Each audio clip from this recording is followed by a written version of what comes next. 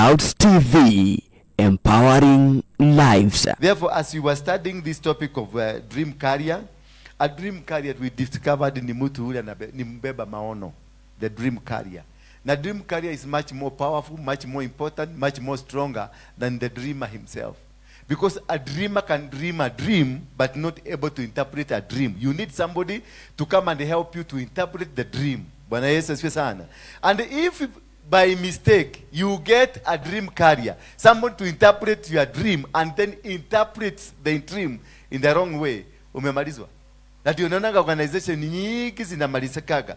And this happens more especially when you are beginning a company, when you are beginning a church, when you are beginning something new. Ndio unakuta hawa watu wakikuja, you make a mistake, ukutane na dream killer, basi hata wewe umekufa. By the time you come to realize, utakuwa umeingia katikati ya kichaka, ukienda huko nakuta walishakumalizia huko kitabu, maana madream killer wanakuaga wengi sana. Madream killer wanakuaga all over. They are all over here. And they are here to just destroy you. Not to make you, not to move you anywhere. When we went there, we stood with him. And we made sure that he has a place to do. Niliokoka Thursday. Na Friday nilikuwa nimemuonyesha kiwanja pale amejenga. Ni mimi nilimpatia hiyo kiwanja. Na nikamuonyesha mahali pa kutoa chuma, tukaenda tukanunua chuma na tukajenga hiyo kanisa nikasimama. Mimi ndio nilifagia, kulikuwa machokora walikuwa na kunia sana hapo. Mimi ndio nilitoa hiyo mafi yote hapo kufagia yote. Because God put a burden in me to take his man to where he can build a church. Praise be the name of God. That is the role. When you get immediately saved, when you become a follower of somebody or an organization, your responsibility it is to make sure where you found those people, it is not where you're going to leave them. That if you found them in point A, move them to point B. Because that is the responsibility. And that's the reason umeingia. Because you are an interpreter. When I found Nganga akiwa Bavesh building, alikuwa ni chini, basement. Sasa kalikuwa kametoshana this kutoka pale hii pira na hii mpaka pale alikuwa na kidogo hivi. Hapa ndio kulikuwa na hiyo madhabahu yake. So hapa juu, unajua nyumba za ghorofa zote hapa juu ni pipe za nini? Ni pipe za mafi. Sasa mkiwa hapa mnahubiriwa neno linakuja unasikia. Sasa kila mtu nani hiyo ni pipe imeteremuka, hiyo ni pipe. Sasa unasikia kulikana mbeja na ni nyumba ya ghorofa na watu wa town wanapenda senda kuingia choo. Sasa unasikia ukikaa kidogo unasikia sasa wewe mwenyewe una imagine nini hiyo inapita mpaka unakaa hivi bana, una imagine inaweza kutoboka iaguke. When you come here, usikuje hapa ati mimi ni mgeni nimekataka kusoma. Unasoma nini?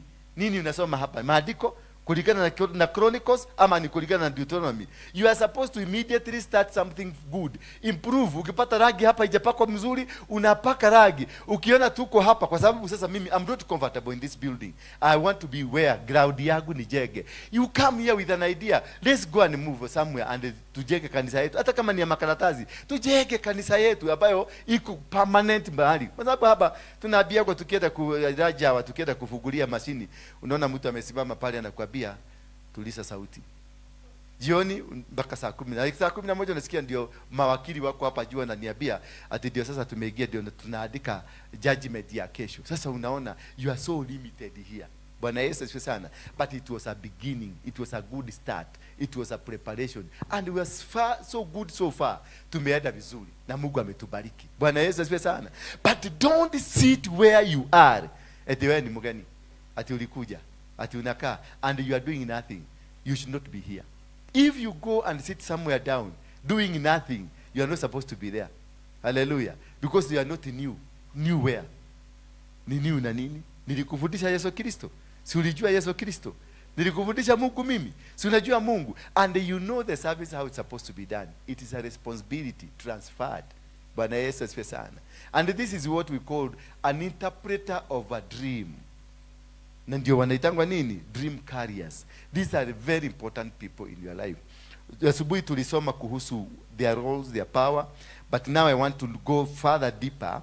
Ndio tuweze kama tutamaliza hiyo ingine mtaiona iko kwa YouTube. And now we get when programs are plenty with minimal results. You have dream carriers. You have a dream, and when programs are plenty but no results. What does that mean to your life? That you have a lot of programs, you are a busybody, wa kuruka juu, kutembea, kuenda, kufanya, unakuta kanisa kama hii iko na viprogramu vingi sana but no results. There's a problem there. Mwambie mwenzako is a problem. Ukikuwa katika organization ambayo mnaona mipango ni mingi lakini hakuna solution, kuna shida. Na hakuna result hata moja, hata kamoja. Mna shida ya A, ya B, ya C, kila siku kuna shida moja. There is a serious problem. Many activities is not productivity. Having so many activities, kuwa na mipango mingi, tu activity twiki, it is not productivity. Productivity is when people are well organized and can plan for one thing na ikuwe accomplished.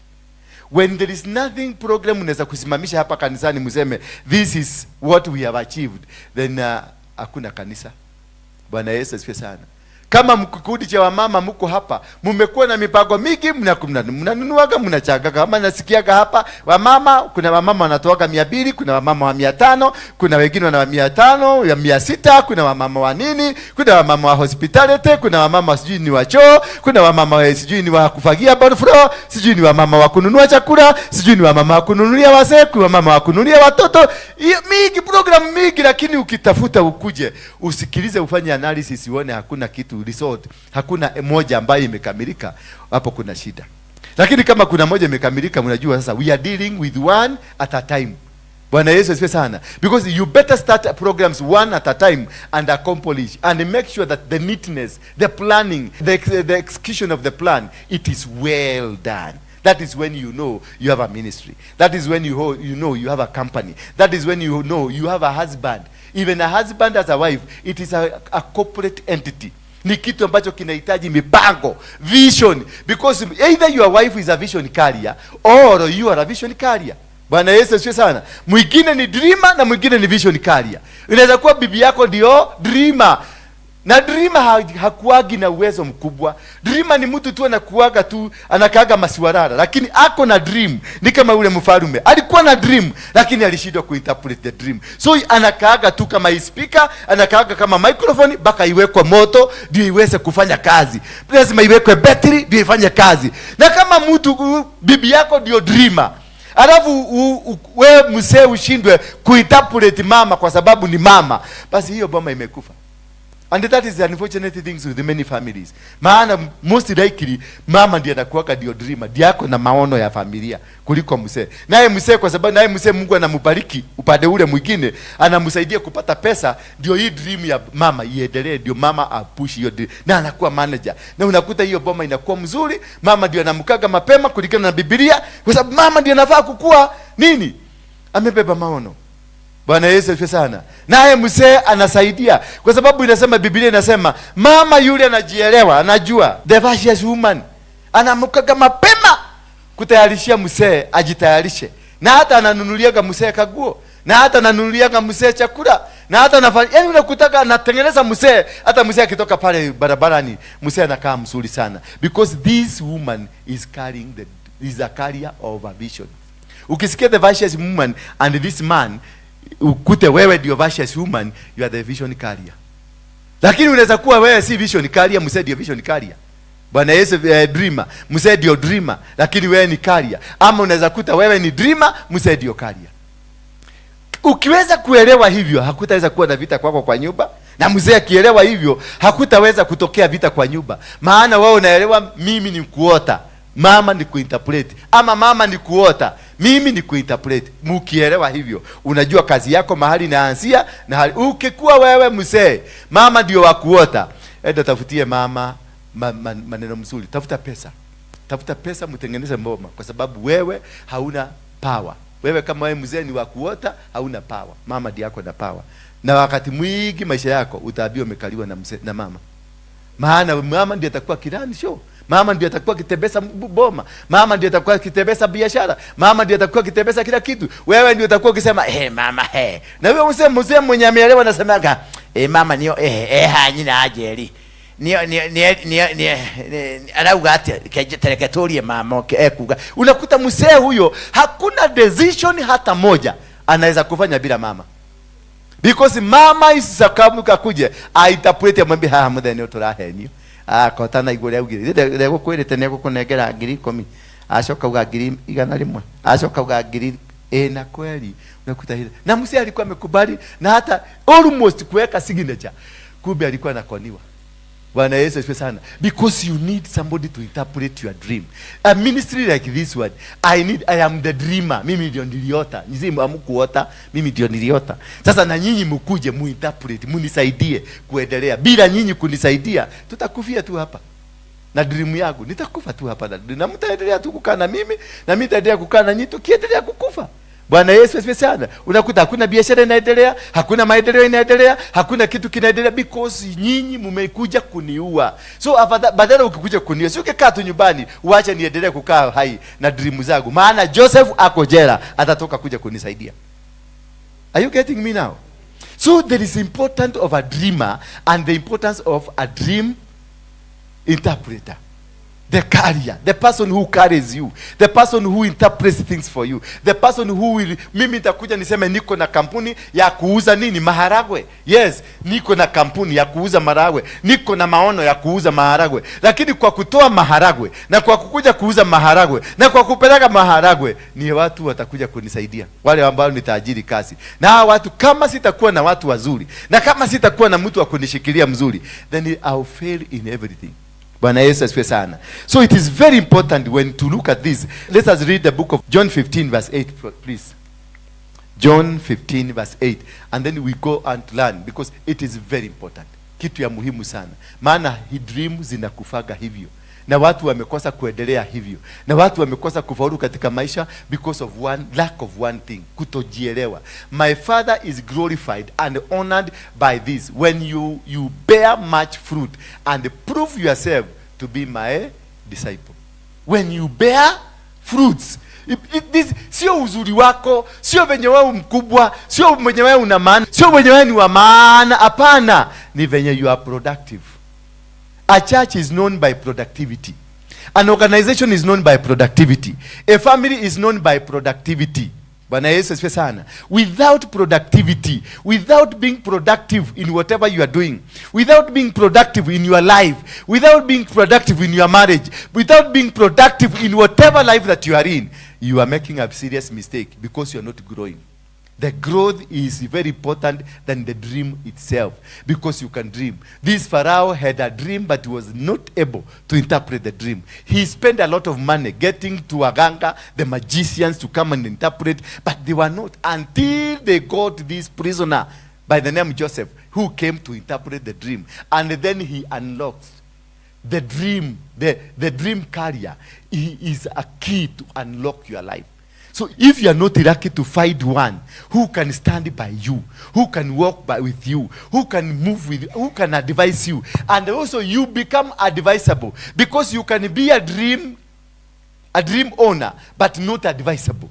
You are told this is the way, but you say this is the way. You are told this is how to do it. You are unasema hivi tutaenda. Unakuta huwezi kuabilika, huwezi kuabiwa. Na wewe kazi yako ilikuwa kuota. Ilikuwa unalala tu unaota. Naye kuna mtu mwingine anasikiliza, anakuambia hii ndio direction. Mungu anasema tuende hivi. Mungu anasema tufanye nini? Tuende hivi. Mungu anasema tuende hivi. Na ndio unajikuta ukiingia katika mtego ya kuingia watu katika watu ambao hawatakusaidia, unapoteza maono. Ndio unaona watu wengi hapa wananiambiaga mimi Mungu alikuwa ananionyesha nikiwa Amerika. Sio ati hautaenda Amerika kama ama haugeenda Amerika, kugeenda ama labda hiyo maono yako ilikufa, because somebody who was to mentor you, to nurture you into getting into that, alikuwa alimaliza ama akachukua nyota yako na kaenda nao. Again, number 2, a very serious problem. It is when you have a dream, then I tell you my dream, then you take it as a destiny. Unaiba kutoka kwangu. Because many destinies za watu zimepotelea hapa. Many destinies za watu zimepotelea shule, zimepotelea kwenye makoleji, zimepotelea kule mitaani. Because you go and explain to people, you think this is a friend, this is a person that I can walk with. Kama venye sisi venye tunaanzanga kanisa, you get some few people around around you to come and support you. And maybe if you don't get the right people, that is where you sink. That is where you disappear. Until now uende upande kama venye tulikuwa tumepanda hapa. Tumepanda tumekuta kila position, chia ready, chia mani, chia nini, wote walikuwa si watu wa dream hii. Watu walikuwa meni muscle mpaka natembea kama kamuse. Si mlikuwa mnaona kuna wakati nilifika nikaanza kutembea kama kamuse kamegonyoka hivi. Ni stress. Ukiamuka ni stress. Ukigeuka hivi ni stress. Ukienda hivi ni stress. Unabanwa, unakaa mpaka uwezi kuongea na mtu. Nikiongea na msichana kama huyu tuwekea na hapo nakuta wa mama kama 6 wameingia kwa ofisi yangu. Unaona wanaanza kupita. Apostle Emeka, mada ni yakosho apostle. Nani kupita mada ni yakosho apostle. Maana wanataka kujua huyu msichana tuko na yeye kwa ofisi yangu. Tunaabiana na yeye nini? Sasa hii ni kanisa banda hii. Hii ni kanisa. Na hii kanisa kila mtu amekuja kwa sababu Mungu ameniweka kitu ambayo kinahitajika na hawa watu. Na hawa watu wameni identify, wanataka kukuja kupata solution kutoka kwangu. Huko akiingia huko nana. Mwadhani ya kwasa apostle. Unakuta sasa hiyo amehurotokia kekuo kenene kinahurudia baka kinaenda make sure amefanya hivi. Kina mpaka unasikia atmosphere imechange. Why? Because you have a wrong person in your life. Because you are not dealing with the coffee. You are not dealing with the car. Hii si garage, si girokoni, ati ni chuma tunatengeza. I am dealing with the women and the men. Now women and the men, some hakuna mtu moshongi ama kuna mtu moshongi. Ile kinakuwa ni level ya beauty. Kuna wale sasa beautiful kidogo, kuna beautiful kingine, upata beautiful, na kuna wengine ni beautiful kabisa. Sasa hawa beautiful wanaleta shida. Sasa mimi nitaenda kusimama kwa gate na bia mtu sikurudi kukuja huko. Yeah? Lakini sasa kuwa na leadership, kuwa na watu, kuwa na head of secretary, mwenye bado yeye bado anakuonaga wewe kama possible material. Secretariat. Tuseme kwenye secretariat ndio management ama council of elders ndio management. Na katika hiyo council of elders kuna wamama na kuna wasee. Na kati hawa wamama na hawa wasee, hawa wamama si wamama tu, ni wamama wako na another eye eyeing something else. They are not eyeing Jesus, they are still eyeing something else because they are seeing a fruit which is edible. Bwana Yesu asifiwe sana. Sasa ukae na wao kama watano wako kwa leadership yako. Sasa instead of interpreting the dream of a church, they interpret you. And they interpret you differently. Sasa niambie kuna mahali utaenda kweli? Hauwezi kwenda mahali popote. Utakuta huyu ani ameshika wapi? Amenishika mguu. Huyo naye Roda amenishika mguu ingine. Huyu naye amenishika hapa. Na huyu mwingine amenishika mdomo, amenyonya mdomo, amekatalia na mdomo. By the time you realize where you are in a church like this one, ushamalizika. Ndio uliona ilibidi tubomoe, tuanze upya. Na tulipobomoa na nikasema sasa nimebomoa, nimetakasa msimamo wangu, wote walihama. Wote. The church ilikuwa imejaa, wote walihama. Kwa sababu ya nini? Because they were not intentioned in the dream. They were intentioned in something else. And that is the mistake that you can make in life. When you have a wrong intention towards another dream that you are supposed to interpret. Understand yourself when you come to a church like this one. Ask God, ni kwa nini nimekuja hapa? Kitu ya muhimu sana. Uliza Mungu, what is your purpose here? Because God created every man with a purpose. Every man you have a purpose here. And when you be sent here, because you are sent, haukukuja hapa kiholela. Sio achana hiyo kaugonjwa ukalikulete. Hiyo hakukuwa na kaugonjwa, ni Mungu alikuweka kabaridi kwa mwili na siku hiyo kabaridi kameingia, ukaenda kufungua YouTube yako ukaona Ndura. Ukasikiliza Ndura akamention hako ka problem because God was connecting you hapa. Ukuje usaidie Ndura kuinterpret the dream ile iko ndani yake. Maana hii kichwa yangu imebeba vitu mingi sana. Hii kichwa yangu ni computer, imebeba vitu mingi sana. Sasa inahitaji another computer to off, ni download ama ni ku-upload. So unakuta but you need people that will come and download what you have so that they can activate them zifanye kazi. Lakini if you have somebody wanakuja kukuuploadia mashida kila kitu, umesolve shida zake, maana alikuja akiwa na matatizo. None of you came here without an issue. Kila mtu hapa mimi najua alikuja na issue. Na hiyo issue wakati tuliitatua na ukaona Mungu akakwambia tulia hapa. Maana there was no issue. It is God who sent you here. And that is why I'm telling you, when you come or you get into a new place, ask God, why did you take me here? Why am I here? What is my purpose? The moment you know the purpose, now stick to that purpose and work within the purpose. And you will see that God will atakuinstall, atakuweka vitu mingi, ndio vitu zingine watu hawaonagi hapa, utaanza kuviona na vitaanza kufanyika, na utakuwa na support ya kila mtu because you have come. Lakini hapa ujaribu, a church kama hii, ujaribu kukuja na maono, maana ulitoa interpretation kwa kichwa yangu, ukaiona I can do this. If this church wanaweza kufanya ABCD, unaweza kufanya biashara kama hii, tunaweza kutengeneza sabuni, tunaweza kutengeneza. Before you make a step of a faith, ati umeanza sasa kutafuta dreamer, kutafuta mtu akuja kuinterpret, you need to seek God. Ask God your purpose. The moment you know from God the purpose you existing on this world, then God will give you the right person and the right people for your purpose. Where we make mistake, kama mimi, where I made mistake, I was so green and I was so greedy. Hallelujah. So you need to understand that. I was so green and also I was what? So greedy. Because I wanted to become all of a sudden, overnight, nikue mega church, nikue na popular church, nikienda kule nje watu wanakuja, kanisa imejaa, kila kitu imejaa, na niendeshe magari, na niwekewe security, magari iko hapa na watu wako na walkie-talkie. That is what it was in my mind. So when I planted that in my mind, God akaniondokea, because I refused to listen to God, for God to tell me what is the procedure. Because when you lack the procedure of doing anything new, God disappeared from you, because it is God who will give you the procedure.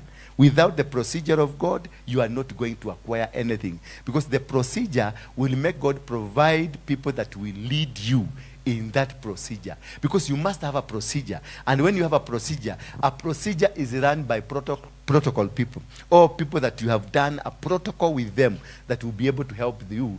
Sasa anakuambia tupite hapa, tuende hapa, and they are technical advisors who will give you an advisory that will help you to move from one direction to another direction. God measures fruitfulness. You see, when God wants to bless you, he does not bless you and measure you with anything else apart from the fruitfulness. If you are in a church like this one and there is no fruits, then God is looking at you as a failure, as a barren, mudo data. Bwana Yesu asifiwe sana. Because God does not look at how busy you are. You can be busy in this church, but you are busybody. Bwana Yesu asifiwe sana. God monitors what are your fruits. What are your fruits? What are you doing? Don't the church can have only 5 people, but it's making impact all over the world. Rather than you can have a church of 1 million people, which does not have any impact. Sometimes I will find myself operating a one-man guitar, and I make impact, because God is looking at the fruits. How much can I be fruitful? What you are doing and how you are going. Then this one, that is what will make you become so important. Before adding another program, ask, how did the previous program fare? Bwana Yesu asifiwe sana. Before you start moving to another level, ask yourself, what happened to the previous? Did it succeed? What happened? You want to introduce a new business. Ask yourself, what about the previous? What were the achievement of the previous business? You want to move from one town to another town. You ask yourself, in this town, what did I achieve? So that when you move to another town, you have a foundation that can make you move to the next level of your life. So you need to ask whether you have done something that is important, that that is making you move forward. Be deliberate in making decision. Do not be afraid of making a decision. If you find that you have a million people who are not helping you to move forward, destroy them, dismantle. Just be that happy trigger. Just pull the trigger, dismantle the entire situation, remove them from your life, and begin afresh. Do not be afraid to begin it afresh. Bwana Yesu asifiwe sana. Hata kama ni biashara na ilikuwa imeenda na uone it is going nowhere, imehit a snag, just get out of it. Kama ni kanisa kama hii, uone sasa hawa watu muko na wao ni mangangi, ni mashura, ni manyoka, ni makrokodile, ni manini, ni masugura, wote huo karie, na uone you are not going anywhere. You've been surrounded by things that you cannot be able to fight. Don't waste your energy fighting them or fighting this thing. Break it, vuja, utoke hapo uende kwingine. You start it afresh.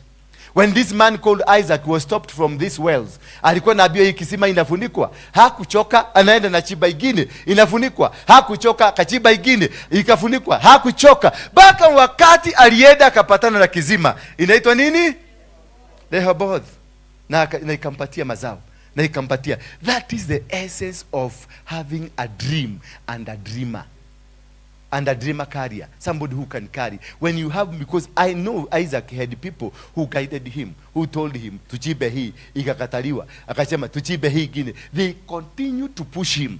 When you are a dreamer, you need people around you who will keep pushing you to the positive, who have an interest in you, who are positively working and wired towards you. That is what will make you move. When you start a business, you get the right people who will keep pushing you. You may be having money, you may be having a dream, but you don't know how to make these things. You don't know how to run this business. You don't know how to push these things. You need those people, genuine friends that will come and push you. But not necessarily friends. Wale wanaitangwa friends in quote. Wale wakwenda kukula kamuratina. Wale wakwenda kukula kashangaa kidogo kidogo na kanyama. Not those friends. A friend that will be able to interpret your dream. Na ukiona mnatembea na mtu na hakuna kitu anakuongezea, hakuna kitu ni kukuuliza maswali, jeki hata kama sasa unakutaga hapa, unakuta fulani nitumia watu wangu kwa sababu ni watoto wangu. Utakuta nimemwambia fuga hii speaker, nakuta waga tu high speaker.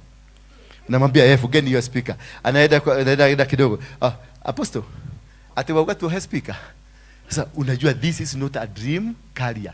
Huyu ni mtu anataka kutegemea nini? Ukikaa na mtu siku 2 3 4, wakuulize the same question, unamwambia anakuuliza, weka kado. Bwana Yesu asifiwe sana. Because you need to say one word. Tunataka kuuza sukari. Huyo mtu ataanza kukueleza sukari na usako, unamkuta ameingia kwa internet, ameanza kusearch sukari ni ya Mumias, sukari ni ya nini, sukari ni ya wapi, kuna sukari ya Brazil, kuna sukari ya wapi, then unakuta amekuletea the full information. If that person cannot bring you a full information, ulimwambia tu a dream, the interpreter of a dream anafaa kutafuta hiyo kitu mara moja, na the following day anakuambia apostle, naonyenda tuonane nawe. Akikuja kwa ofisi anakosa kukuambia maneno mpaka unaanza kushindwa. Hii ni mimi nilimwambia tafute. Yes, that is the time you know this is the person I'm looking for this activity. Bwana Yesu asifiwe sana. Wakati wa kanisa kama hii tunapaga mipago, unaambia tu chairlady, unamwambia nataka conference ya wamama mwezi wa 8. Hufai kumwambia kitu kingine, unamwambia nataka conference ya nini. Hapo immediately unakuta ameactivate kila kitu na kitu, anakuambia mada nataka kukuona kwa ofisi, anakuletea program. Sasa hapo ndio unajua huyu mtu kuna mahali mnaenda. Lakini kama ukikuja unakuta bado wewe ndio unakuja, unamwambia tuwete wa conference ya wamama, alafu anakuja na kuuliza, "Ugida nitakwenda conference ya Tumia?" Namwambia okay. Ule atumia utogwe kati ya utaike jaririe to urenda tuweke atia.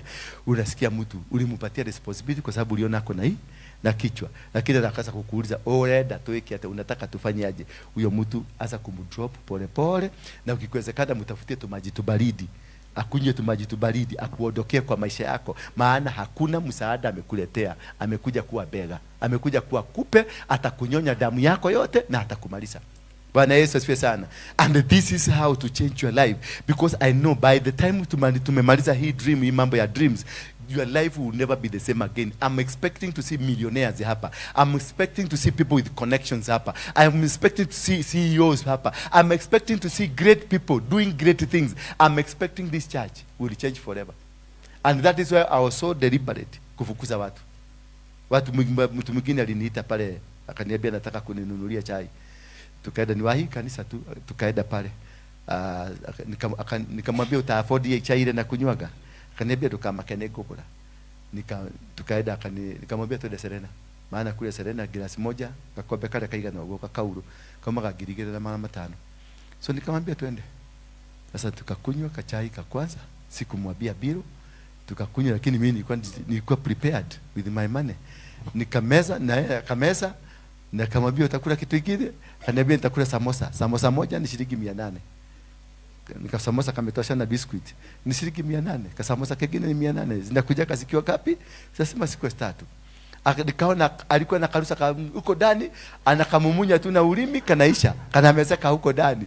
Maana alikuwa kwanza dikadoka kamaruga akanini hata. Akamesa mimi namchukulia tu. Alafu akaniambia, nikamuuliza niko ya kedo kege. Akaniambia naweza kunywa, aliona juice kikinywa pale ya orange. Nikamwambia kunywa. Akaitisha juice. Nikaona na hii ile mnyonyi ya kunyonya ya huko ni nono vizuri. Nikilisio kile kabeba ni mnono vizuri, unavutaka mara ngapi? 3. Inatoa pumzi. Yote inaisha. Akameza. Sasa tukaletewa biru. Nikamsukumia. Ilikuwa 10,700. Hatujakula chakula. Nikachai na juice na tu sausage. Nikaona ameangalia. Kana akafanya hivi. Akaangalia. Alikuwa na magogos. Na si ya medical, ni magogos ya jua. Chukulia vizuri. Akaniuliza, nini taraona yaka kana. Maana alikuwa anataka ikuwe 1,070. Alikuwa anataka ikuwe 1,070. Na sasa ni 10,700 na VAT. Nikaona miangalia, kaangalia nikaona sio kajaso kale kakuteremuka, tule twa kupop. Tule twa kupop hapo. Alafu ukitaka kujua mtu mchoyo, mapua inaasaka nayo inatoa.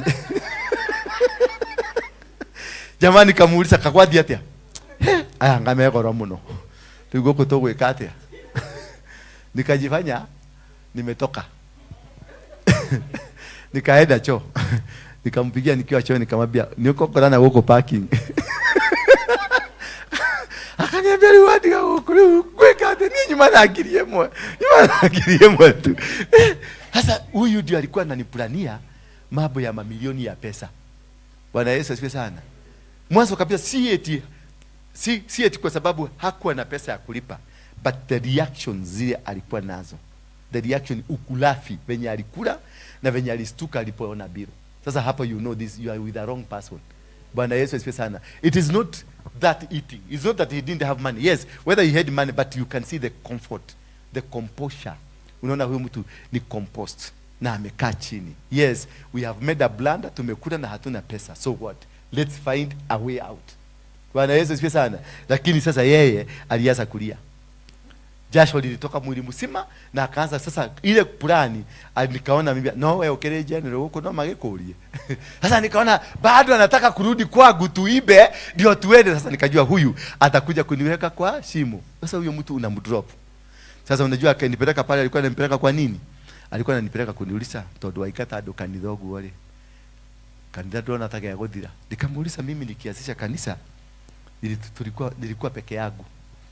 Alafu at one time nikiwa pale City Stadium kuna siku nilihubiria viti. Na nikaambia viti zitoe. Na mimi nikatoa sadaka. Maana watu siku hiyo walikuwa wameambiwa wasikuje kanisa ndio wanifundishe adabu. Na kanisa siku hiyo tulikuwa watu 20. Sasa watu 20 na ni watu 3 walipanga hiyo kitu yote. So kila mtu si alishika watu wake waine. Nilibaki mimi nilienda kanisa nikakuta niko peke yangu. Na mtu mmoja akanipigia simu akaniambia kifunguo ya ofisi si ya kanisa ya ofisi. Sasa unajua mahali wameweka ya ofisi, sasa mimi nilifikiria tu ni ya ofisi. Akaniambia pole sitaweza kukuja, lakini kifunguo ya ofisi tumeweka hapo kwa choo, hapo nyuma ya choo kwa hiyo kitu ya kukalia hapo nyuma. Sasa mimi nikaenda nikaona mlango imefungwa ya ofisi. Ala. Nikaenda sasa kuchukua ya ofisi kifunguo pale. Nikakuta ni isi ya ofisi nilikuwa naambiwa ni ya kanisa. Ninaambiwa mahali iko. Sasa mimi nikaenda nikafungua. Nilipofungua nikahakisha hii system yangu, nilikuwa na amplifier tukaweka muziki, nikaweka kwa simu ikaanza kuiba. Na nikaanza kokosha, niliweka kwa ya nganga. Hii nganga, hii James Maina nganga. Tukaweka muziki volume mzima. Kanisa ikakaa imejaa. Ni kama watu wanapiga nduru huko ndani. Mpaka nasema piga nduru ya Yesu! Nikiwa peke yangu. Tukaabudu na nganga na tukaworship na tukapiga kila kitu tukamaliza. Sasa nikasema tukae chini. Kaeni chini. Salimia mwenzako. Tunataka nawaambia salimieni mwenzako. Maana inanikumbusha siku hiyo. Nikaambia salimia mwenzako aliye karibu na wewe, mwambie karibu sana kwa ibada ya leo. Na leo tunaenda kusoma kuhusu kusameheana. Hiyo message tu ilikuja ikapopu, kusameheana. Maana Mungu akaniambia wasamehee waliokutenda hivyo. maana walikuwa na mpango wa kukudhuru, lakini mimi naenda kukuinua. Bwana Yesu asifiwe sana. Nilihubiri mpaka mawashimani, maana mawashimani walikuwa napita hapo, ni kama sasa pale wanapitaga hivi. Walikuwa naona hakuna mtu ndani ya kanisa, na kanisa kalikuwa kadogo hivi, kalikuwa kametoshana hapa. So unaona kutoka kona mpaka kona.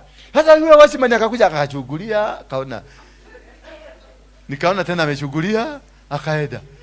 Nikaona ameenda.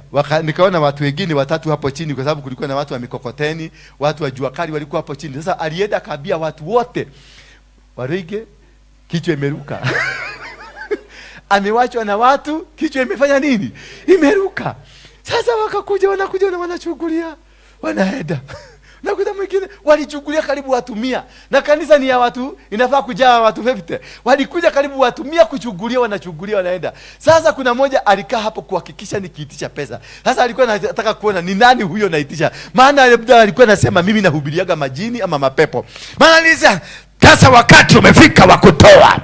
Na mtu ambaye anatoa anabarikiwa. Mkono ambao unatoa unabarikiwa. Na nikasoma mpaka maandiko ya kutoa. Nikasomea viti. Sasa tutoe. Na mimi nikaingia kwa mfuko, nilikuwa na 50, nikatoa. Na viti zikatoa. Nikafurahi. Na tukaweka wimbo wakati watu wanatoa. Toa ndanda chochote ulicho nacho, Mungu anakuona. Sasa nikaambia huyo mzee, nilihubiria viti. Hata sasa siogopi kuhubiria nini? But I will only walk with the right people towards where I'm going. Maana umati nimekuwa nao, nikiwa Mogeke nilikuwa leader wa 4 million people. Na pesa kwangu nilikuwa Mogeke ilikuwa inanitafuta. Hello. Si mimi sikuwa tafuta pesa, ilikuwa inanitafuta. So I'm not looking for money. I know the color of money. And I know the color of leading people. And I know the color of being a popular person, a leader, a powerful person in this nation. So why would I go back to what I've already achieved? I want to get people, right people, and change souls, and make people stand in a position. Hata siku moja wakitembea hivi watasema, indeed, I was mentored by a person who knows how to do things. Bwana Yesu asifiwe sana. I'm not looking for a house, I have a nice house. I'm not looking for a car, I have a nice car. I'm not looking for money, I have money. Mimi pesa yangu hata nikiwapatia kila siku hamwezi kumaliza. That one I can tell you, hamwezi mutikenina. Todo sioka kwa mudanya. I invested. Bwana Yesu asifiwe sana. But now, why will I walk with a mediocre? Why will I walk with somebody who does not help me? Mbona ukuje uninyonya? Hapana. I need to help you because I know I have a mission in this world. A mission of preaching what? Peace all over the world. Not Kenya alone. I'm preparing a team. That is why I'm happy to have you, because I'm preparing a team that will help me to go out there and preach peace. And we are going to conquer this world. And we are going to traverse everywhere. And I've gone. Nimeenda kila mahali. Nimekutana na watu wakubwa. Nimekutana na Putin. Yeah, Putin. Na King Charles. We have sat kukunywa majani na yao. Na unakunywa tu ni kama ni mtu wa kawaida. Bwana Yesu asifiwe sana. So if God has glorified you to that level, you need to understand the kind of people you need to work with. Bwana Yesu asifiwe sana. You don't be glorified by God, you be lifted, umepelekwa juu sana. I love the kind of people uko na wao, ni watu hata wafikiri, hata wanaona njagadi, lizard inapata kwa ukuta, unakuta akipiga guduru. Ate kuna lizard kwa nyumba. Nini? Pepo, rishe, ramaka, ria, I condemn, fire is on you. Fire is on you. Na lizard ukienda kwa uko state house iko, inatembea. Hata ukienda kwa Solomon, wakati wa Solomon iko ilikuwa inatembea. Ukienda kwa King Charles inatembea. How does it come ati yako ndio imekuwa rishwe? It is called the small mind. Bwana Yesu asifiwe sana. If you can walk with people who cannot be able to interpret what you are carrying, then you don't deserve them in your life. You deserve a better people. You deserve a better crop. You deserve a person a better people that can move you to another level. Na kama ni kucancel kitu, cancel. Don't mind. Kama ni kuvuja kitu, vuja. If you have discovered already, mmetembea na watu 10 kilometers ambao wanaenda kukumaliza, vuja urudi first kilometer, urudi kilometer 1. Don't go. Don't make a mistake of going together. Bali, watakuua. Meho kuhole na kuhu. Tika Musa ali na Ngai. Huyo jamaa angechijua mapema. Musa ni ile tu alikuwa na Mungu anamuuliza. Maana wakati Musa alifika mahali, wakamwambia kule uliona hakuna makaburi, tungesikwa. Uliona hakuna makaburi kabisa. Utulete hapa. Biblia inasema Musa alianza kulia. Unataka kuniambia ni kulia, alilia kwa sababu anaona wanakufa ama ni kwa sababu ya mshtuko? Because those guys were ready to kill him. Those guys were ready to finish him. Baka ikaona sasa, akastuka, akaanza kulia. For the first time Musa akaanza kulia. Na alipokulia mpaka Mungu akasema, kilimo giki nakio kakikita taramenya nikigikuete. Akamuuliza Musa, kwa nini unalia? Akamwambia, maneno hapa baba ni magumu. Nikomile. Ni kama Mungu haoni, kumekauka. Ni kubaya. Aliambia Mungu ni kubaya. Kuebu haribika. Huko ni tutam. Na tuko sisi ni watu wa wanta. Musa akamuuliza, ni nini umeshika kwa mkono? Na kama Musa angekuwa na watu wazuri, wangemkumbusha, si mti ni hilo liagusha chini ikakuwa nyoka. Bwana Yesu asifiwe sana. Si mti ni hilo liagusha chini ikakuwa kitu fulani. Yes, kama angekuwa na watu wazuri, kama angekuwa na watu wa kumshikilia kutembea na yeye, basi wangemwambia immediately, don't cry, man of God, don't cry. You have the weapon that can change everything. But because he had mediocres, in the name of the brother, in the name of the sister, ambao waliuliza, kwani ni wewe tu Mungu anaweza kukutumia? Nawe tu. Those are the kind of people that you need to run away from. If you have started an organization and you have those people and they are partners in a manner like they are a component of your organization, si ni director ama you are registered together in the registration, enda ikuajiregistra vuja hiyo kitu ama vuja hiyo kabuni na utoroke. Get the people that can advise you positively. People who can pick you, people who can lift you, people who can go with you, people who can tell you, wanakuambia this is the direction. Ndio tufaulu hapa, we need to do this. Ndio totoke hapa, we need to do this. And this is what will make you become successful. You can never become successful when you are working with the mediocres. People who does not have a mind, mwenye hana akili anakuogesea. Sasa una expect utaenda wapi? Ama uolewe na mzee mwenye hana akili. Ama uoe kimama hakina akili. Kimama tu kinajua ni kuosha nguo na kupika chakula. Hakuna kitu kingine. Hakuulizi mpaka uko namna gani, kazi inaendelea namna gani. Run away from, hata kama mmezaa watoto 20, toroka. Ni ukura kwa, utakufa maskini na utakufa vibaya. Na ndio naona sasa wazee badala akiona mama amekuwa mjiga, anatafutaka kasiana ka huko. Na sasa kasiana kanaenda kanaweka kanatoboa simu ya kufionza damu. Kanafionzia huko. Sasa wewe unaonaga kimzee lakini kinafionziwa kinamalizika. Because you as a wife or you as a husband, you are not participating in the dream. You must participate in the dream. If there is a dream of the family, participate in it. Make sure that you have a role in it so that you can grow together. Because when you are together, you are my husband or you are my wife, there is a responsibility that was planted because of that role of being a husband and a wife. God brought you together. And then when you came together, there is two functions that were put together. A function from you as a wife and a function from you as a man. Ikaletwa pamoja ndio sisaidiane kufanya kazi. Maana Mungu aliona huyu mtu akikaa bila bibi atakufa.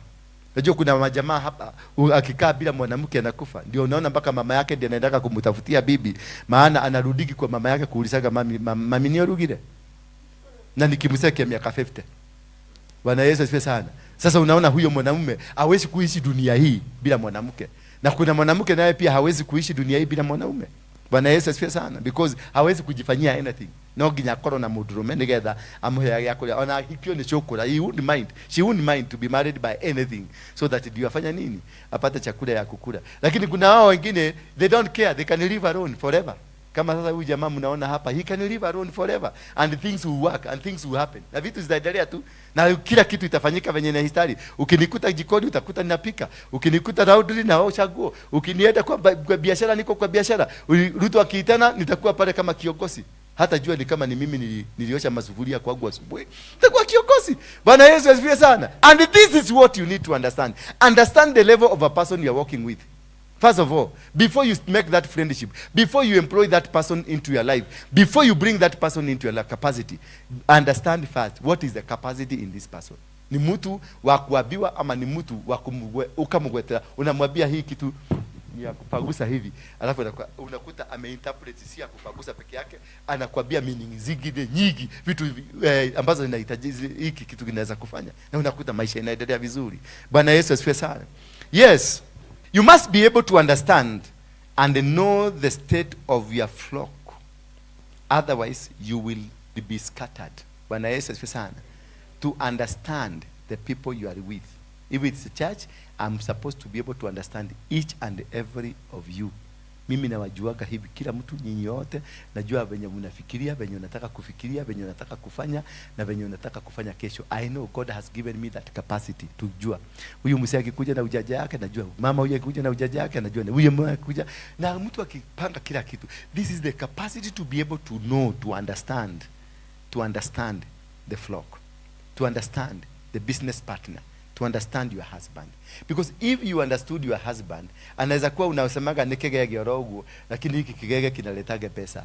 You need to understand hiyo ugege wake inafikaga wapi na mwanzo wa kutengeneza pesa inafikaga wapi. Do you understand there is two different people that you are carrying?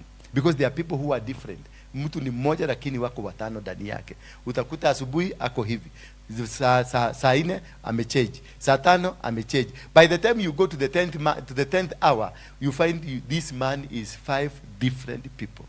If you cannot be able to understand this man how he's changing or this woman how is changing, then you miss the track. Utakuta you'll be chasing this man, and when you become a chaser, you lose the vision because you will not have time to educate, to help, to assist.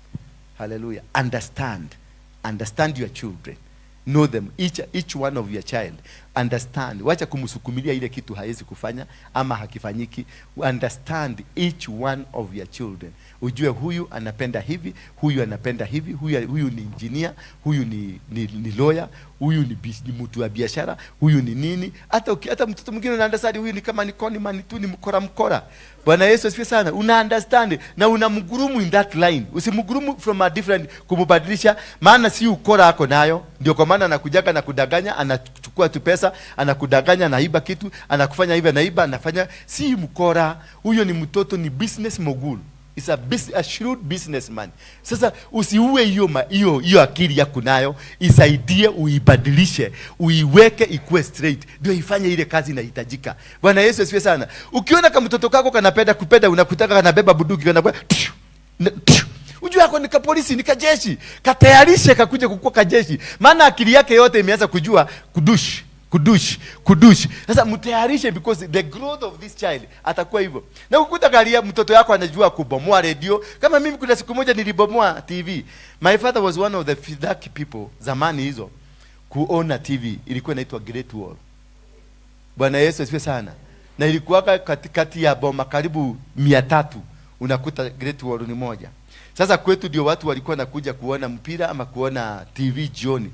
Sasa swali yangu ilikuwa naulizaka, huyu mtu ndiye aingie hapa, aliingilia wapi na anakaaga? Nikauliza baba yangu mara 3, huyu mtu aliingilia wapi na anakaaga wapi na anakulaga chakula gani? Baba akashindwa kunielezea. Nilikoja baba aenda kazini, mimi nikabomoa TV kangu nikitafuta huyo mtu, kwa sababu nataka kujua hii akili mingi ya kutangaza, hii akili mingi ya kuongea. Anaongeaga kila wakati vitu vingi, lakini sijui kule anatokaga hatumuonangi. Sasa nilikuwa siku moja nilikaa kwa geti nikikoja nimuone akiingia, na nikakaa karibu na TV, nilikaa kama kasukura hivi nikichukulia mpaka nilikutwa na baba yangu nimelala, maana nilikuwa naongojea kuona huyu mzee anaingiliaga wapi. Sasa wakati mzee baba yangu alishindwa kunielezea, nilibomoa TV yako. Nilichapo kichapo cha ubwa. Kwa sababu mimi kama si nilikuuliza uniambie huyu mtu anaingiliaga watu, because mimi nataka kukua kama yeye. Unanipiga kwa nini? Unanipiga kwa nini? Nani huyu mtu? Kumbe nimeharibu TV. Bwana Yesu asifiwe sana. And this is becoming, become ambitious. Don't become just, usikae hivyo, become ambitious with a plan. Don't die. Usiende mahali ufike mahali uone ni kama utashindwa. You can never be defeated. Once you put your leg forward na uambie Mungu, if it is your will I be here, let it be, and pursue ya, because Mungu akikwambia it is my will, then you pursue. Don't fear whether you have money or you don't have money. Just pursue, get there and move, make a move. Mimi nikianza kuenda Serena pale, mimi kuna wakati mwingine naitaka sina pesa, mkininyima pesa hapa ya kukula, mimi siendagi ati kuomba chakula mpaka Romaido. Hapana. Ninaenda pale Serena, ama naenda Pan-Africa, ama nilikuwa naenda Intercontinental, ama naenda ile huko juu. Hata huko KENYANS nimewahi kwenda. Nikaenda nikaitisha chakula. Inaitangwa ika samaki kakukatwa hivi. Kanaitangwa namna gani? Salmon. Na unaitisha na mashed potato. Yes. Na naitisha na cappuccino. Cappuccino haikuagi chai mingi, inakuwa wanauzaga omo, pofu. Kikombe 3/4 ya kikombe ni pofu. ikachai nikametoshana hivi. Sasa ni kama sentimita 2 ya kachai ya kakofi yako. Sasa hako ndio tunanunua 3,000. Unaenda unaitisha. Au unajua una pesa unaitisha. Because unajielewa. Bwana Yesu asifiwe sana. But don't try this at home. Unajielewa. Kuna wale watu wamekuwa wamepatia hiyo level ya kuoperate namna hiyo. Lakini ukitembea na mimi you can operate in that level. Bwana Yesu asifiwe sana. If you agree to walk with me, if you agree to come and interpret the dream I have, we will conquer mountains. Mimi naingia hata kwa ndege bila pesa. Ala? Naenda naambia mwili wa tikiti, wa tours and travel. Namwambia hebu nitafutie tikiti ya kwenda UK. Just issue the ticket. Nitatuma mtu wangu akuletea cheki. Akikakaa kidogo anasikia niko London. Namwambia niko London. Nitakutumia pesa. Bwana Yesu asifiwe sana. Because I have to go where God has sent me. Na kwa sababu kuna mtu ana uwezo wa kunisaidia kwenda, I have to go. Na kuja na msote namwambia mimi nilifikiria wamekuletea. Na unampatia shilingi 2,000 ya kukunywa chai ya kulipa nini? Itakuatia. Kule haki. Dosho. Ushaenda na umeru, you have fulfilled, you have done your business, you have come back. But ukikuwa hapa utakaa kwa nyumba mani makanie digima, itakendena ikanale matuko kwa digima nyoba ni digeriate. Mimi nikinunua gari yangu haria. And hiyo gari is my treasure. Nataka kuiuza na shida kuiuza. Is my treasure. Nimekuwa nayo over 15 years. Nikienda kuinunua sikuwa na pesa. Tulipigana na bibi yangu kwa sababu ya 50 bob. Maana alikuwa ananiitisha, alikuwa anataka kubaki na 50 aende anunue maziwa. Na mimi namwambia kwa sababu uko na nyonyo na iko na maziwa, wacha nibebe hii 50 nitoke niende nitafute tupate chakula ya jioni. Mama ana insist hapana, hata hatujakunywa chai. Sasa unaenda huku wa 50 tutanyweta chai. Nikamwambia sasa tukikunywa chai hatutakula na sapa. Mtoto huyu hatakula. Why can't you listen with me? Just ngoja niende na hii 50, niende nikatafute pesa. Na wewe una nyonyo, patia mtoto. Hata kama inaishaisha, wewe mpatie aendelee kunyonya, afikirie kuna kitu anafanya nini? Ananyonya. Bwana hapo mtampatie mnyonyi weke maji anyukue maji. By jioni hata kuwa amekufa nitakuwa nimekuja. Mama akakataa akasema hapana sikupatii. Mama ilibidi kwa maana ameshika mtoto ilibidi ni tuange kofi. Pwa! Akasema kaiwa, akaagusha pesa chini, nikachukua pesa nikachomoka nikaenda nayo. Bwana Yesu asifiwe sana. Wale mnafikiriaga mimi nitakuoa. That is a man I am. Utakula tu sirapu. Hivyo tu kimjisa. Sasa kwa hivyo mnafikiriaga ati umepata possible husband, prepare for war. Prepare, utakula sirapu na life itaendelea vizuri na tutaendelea vizuri na Mungu atakusaidia. Bwana Yesu asifiwe sana. Yes, nilipobeba mimi nilikuwa napenda sana na ile position. How do you position yourself? Mimi nilikuwa nabeba hata kama sikuwa na gari yangu, nilikuwa nabebewa Nissan, singebebwa na hii magari kubwa Nissan, na nikae kiti ya mbele upande ya mlango. Afadhali mtu akikuja anataka kuniambia soka na nishuke wewe ingia, mimi nikae hapa. I positioned myself. Bwana Yesu asifiwe sana.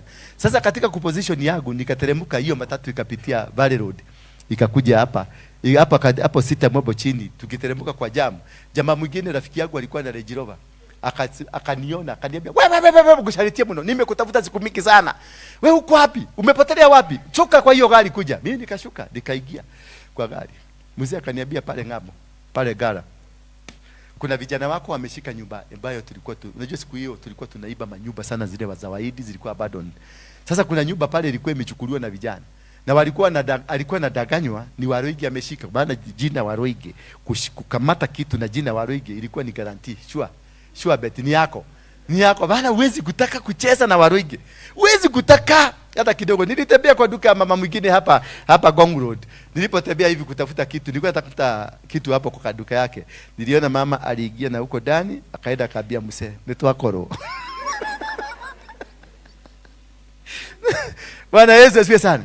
Mzee akaniambia pale ngambo kuna nyumba yangu mmeshika na mimi nimepata mnunuzi, nataka tuende waambie vijana watoke, nilete mnunuzi aione anipatie, kwa sababu alikuwa kugoga, alikuwa anagoga. Nikamuuliza ni nyumba gani, kwa maana kuna nyingi nimeshika hapo. Akaniambia nyumba hii bali. Nikamwambia sasa nielezee vizuri. Akaniambia naona hapa iko Equity iko. Hiyo nyumba iko hapo next. Nikajua ni gani. Na nikajua hiyo sijui ni nani ameshika. Lakini maana ameniambia, nikamwambia oh, okay. Neo. Okay. Sasa unataka niende nitoe vijana hivyo mkono tupu? Akaniambia hapana, niko ready. Nikamuuliza utatoa pesa? Akaniambia ile pesa yote mtatiitisha nitatoa. Nikamuuliza nikikuitisha milioni 15 utatoa? Diregete, nikuta. Munene nikuta. Nikamwambia leta deposit kwanza. Tukaenda Equity hapo hapo Kenyao house hapo chini. Neta nini hapo GPO. Sikuna Equity hapo. Tukaenda hapo Equity. Akanitolea milioni ngapi? Ya kupelekea vijana waondoke. Dialete mtu. Bwana Yesu asifiwe sana. Mimi nikaweka milioni ngapi? Hiyo milioni 2 nilipata Gong Road, Sakai Motors. Nikaenda nikanunua Harrier 1.5 cash money. Nikienda gara nilienda na gari yangu. Nakumbuka nyumbani kuna mtu amekula coffee. There are decisions that you make in your life and they will change your life. Because God will see. Yes, nilichapa mtu lakini Mungu aliangalia. Huyu mtu alihitaji kichapo, maana alikuwa anazuia muujiza wa siku hiyo. Kama tungekuwa na yeye hapo, ningekutana na hiyo tajiri. Sometimes you do some actions na unakula coffee mzuri kwa sababu ya an action, a prophetic action. That was a prophetic coffee. Bwana Yesu asifiwe sana. Yaani nikiwa kidogo na dogo, nikule prophetic, kichapo prophetic. Na kutoka hapo maisha yangu ikabadilika. Nilipoenda nikakuta ni vijana najua, nikawapatia 200,000, nikaambia teherera iha nini kama ndorenda ukakuonia hau. Nikaenda nikachukua kibudosi, nikamlete hapo, akafika huko akatembea, akakuja na mtu wake wa kuuza, akatembea, nikamwambia kabla hujarudi huko, twende nipatie pesa yangu. Alinipatia 13 million cash money. Nikienda nyumbani nilienda huduma. Sasa hiyo ndio huduma, kulikuwa kunatengenezewa viti mingi na makabati. Wale wameenda kwetu nyumbani. Keshagi ile kabati ya black inakuaga hapo. Hiyo ni moja nilinunua siku hiyo. Ile viti zote unaonaka kwetu, hizo nilinunua siku hiyo. Ninaziweka kizikuanga za kunikumbushaga the day my life changed. Bwana Yesu asifiwe sana. Kumbe silabu inafungua maneno. Silabu inafungua maisha. Silabu inafanyaga vitu vichange. Bwana Yesu asifiwe sana. Nilinunua nikapanda na kanta kwenda nyumbani. Maana tulikuwa tunalalaga chini. Nilipanda na kanta msima imejaa vitu kutoka huruma. Kufika nyumbani, bibi nikaambia bibi nimekuja. Akaniuliza nishi yao. Nikamwambia niko dada yako. Akaniambia kai no dede toye wa ngoma. Niliambia wewe ni wa masoniki. Ndio akapiga duru na akatoka. Akaenda kwa Muranga. Alipofika Muranga akaambia baba yake alimchapa kofi tena. Akaambia rudi. Kuna vitu vinahitaji kusukumwa. Nahitaji kukua na roho juu. Kutajua na mipango mizuri, lakini sio kuwa na mtu ambaye hajielewi. Bwana Yesu asifiwe sana. And this is what I want you to do now. Muanze kufanya, muanze kukua. Je, wekeraga hana thina. You are not poor. You are not born poor. You are born rich people. You are such a powerful people. It's only a single decision that you make and you change your life. Wacha ya pesa ni kazi umeko. Pesa ni kwa biashara hiyo. And you intimidate. Hakuwezi kupata pesa tina roho mtakatifu. Roho mtakatifu akaage kwa pesa. Hata ajui pesa ni nini. Anakupatiaga grace ya kufanya maneno. Bwana Yesu asifiwe sana. Tena baba Yesu, baba nakuomba uniteremshe. Hivi kule juu hakuna factory. Deraru iko Kenya. Kama kungekuwa pesa uko Deraru ingejengwa Kenya, ingejengwa biguni. Bwana Yesu asifiwe sana. Yes, magari ingejengwa biguni na inaanguka hapa chini. But vitu za dunia zinatafutwa kidunia. Hello. Acha hiyo kioko yako mrefu na niguorirwo ni thina.